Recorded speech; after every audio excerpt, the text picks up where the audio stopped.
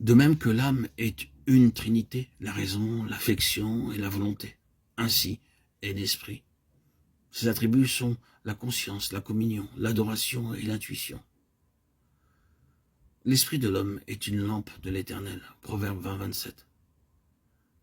Quand les païens qui n'ont pas la loi font naturellement les choses que la loi commande, ces hommes qui n'ont pas la loi se tiennent lieu de loi à eux-mêmes.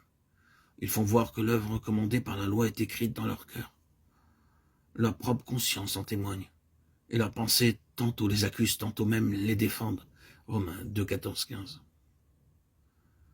Lorsqu'Adam pécha, il ne le fit pas en résultat de ce qui lui semblait être un bon argument et une juste raison, un jugement sain de ce qui était bon et désirable.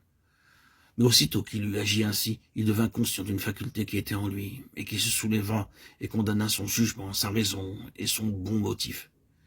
Il vécut ensuite sous un sens de condamnation. La conscience qui l'accusait et le poussa à s'excuser ne pouvait pas lui rendre la faveur de Dieu, mais elle garda pour toujours Dieu dans son être intérieur. C'est ainsi que vivre dans notre âme et être entièrement gouverné par elle. Ce n'est pas avoir le repos et la vraie vie.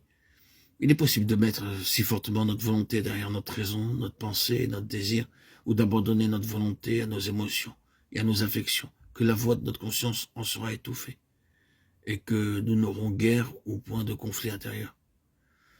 Mais si Dieu entre dans le jardin quand souffle le vent du soir, Genèse 3.8, ou si, en d'autres termes, nous recherchons à un moment donné une connaissance vivante de Dieu, nous traverserons une expérience très dure à l'égard de cette haute mentalité, de cet autre raisonnement et de cette autre vie de sentiments.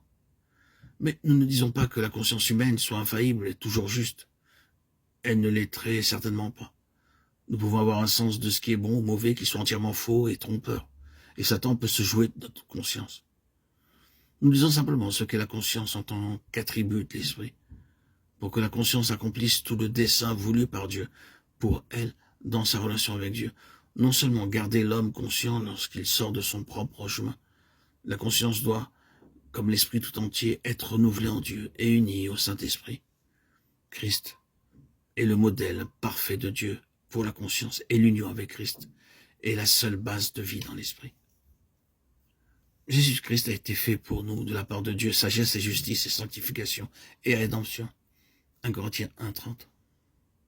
Et lorsque nous avons reçu Christ par la foi, et que désormais c'est devant Dieu ce qu'il est, lui, et non plus ce que nous sommes, alors nous trouvons le repos de nos âmes sous ce joug. Matthieu 11.29.